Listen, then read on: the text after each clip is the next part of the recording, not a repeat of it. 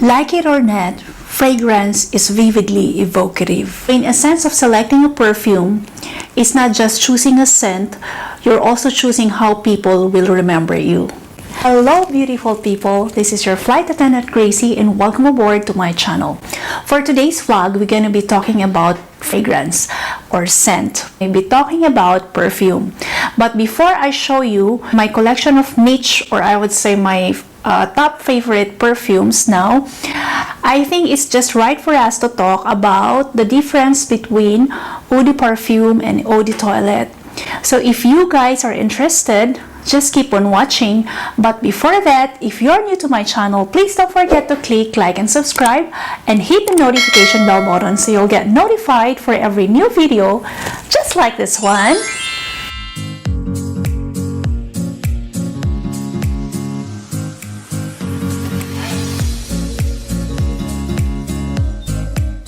Yes, as I said, it's just right for us to talk about the difference between eau de toilette and eau de parfum. As a flight attendant, things that we do on board is to sell duty-free, which part of that is selling fragrance, or I would say perfumes. So in order for us to, well, for me, in order for me to have at least a knowledge of the product that I am selling on board, I research further, or I try to have a hands-on knowledge of the things that they sell to people. If you guys have a wider knowledge on my hands-on knowledge, please feel free to comment down below because I want to learn as well. Without further ado, let's talk about what do we mean when we say eau de toilette and eau de parfum. Generally, eau de parfum is composed of 15 to 20% perfume oil, and while eau de toilette scales a little lower, ranging 10 to 15% of perfume oil. So eau de toilette, which is like this one, Chanel Chance Pink. This is my eau de toilette, and for eau de parfum is this one. I have one of this. It's, well, the F words on top was covered, and yeah, I would still say it. It's because this is the top seller of Tom Ford. This is my favorite eau de parfum.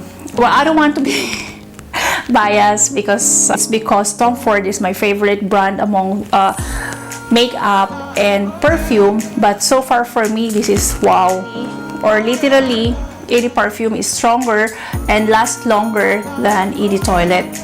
Obviously, eau de parfum lasts longer than eau de toilette, yes, of course, obviously. Another thing that we need to bear in mind is thus the EDT or eau de toilette and EDP, which is the eau de parfum, expire. As far as I know, the EDT and EDP has a span of life of 3 to 5 years. Well, then again, it depends on the quality and ingredients and where you store your perfume. You need to store your perfume in a cool, dry, dark place. Is an eau de toilette cheaper than eau de parfum? Obviously, yes, of course. As far as I know as well, as far as a hands-on knowledge, EDT is always cheaper than EDP. For me, choosing EDP and EDT is, I would suggest choosing eau de toilette or wearing eau de toilette is, I would suggest you wear it during summertime. The simplest way to choose over the other is ask yourself how strong you want your fragrance to be.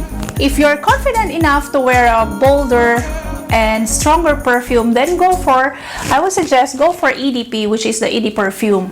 So if you're just like sweet, or you know, it's just like for everyday use to work, office work, or if you're going for a job interview, I would suggest also you wear EDT, something that's not very overpowering. So how do I wear an EDT or eau de parfum? Well, in the hot, sticky summer months, I would suggest you wear EDT because there's something fresh and light and easy to wear about the lighter concentration. While rich, full-bodied, and eau de perfume is paired nicely with an evening activities, it's a manner of wearing that perfume. There are things for me, when I was younger, I just buy whatever perfume I want. as long as I want the scent, or if I smell someone smelling nice and I really like the smell, I just go to the store and buy it without even researching or without even considering the factors that need to be considered.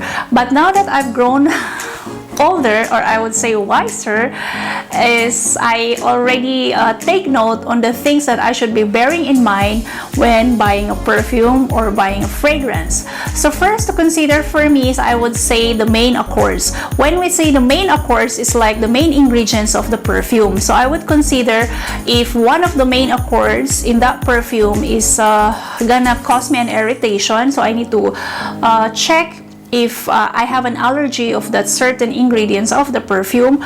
Or it's either, I would also check if one of the main accords of the perfume is one of my favorite, which is example citrus or lavender. These are my favorite ingredients of a perfume. So, and then second one is, I would say, I would check on the, I don't know if I'm pronouncing it properly, it's like the silage or silage, I would say.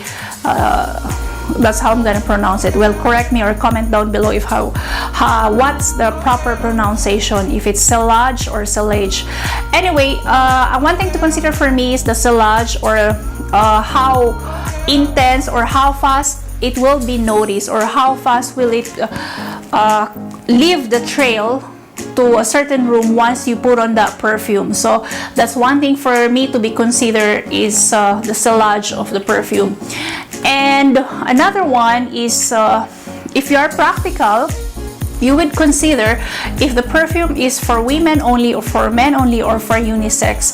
So if you have a partner whom you want to share your perfume, I don't think someone wants to share their perfume, most especially when it comes to Tom Ford. By the way, this is a unisex one. This one, the Eau de Toilette of Chanel Chance, is exclusively for women or ladies, but unfortunately this one is unisex. So yeah, if you are a very practical person, you might want to consider or sharing your perfume to your spouse or your partner, then go for the unisex perfume. And then last but not the least is check on the price, if it's okay for you, or it's too way overpriced. So those are the 4 things that you want to consider when choosing your fragrance or buying your fragrance. I think this video is quite long already for this vlog. I don't want you to get bored. So in my next video, I'm gonna be showing you, as I promised, my collection or my niche of perfume as of the moment. So please check on my next vlog, and see you guys on our next take off. Bye for now. Stay gorgeous.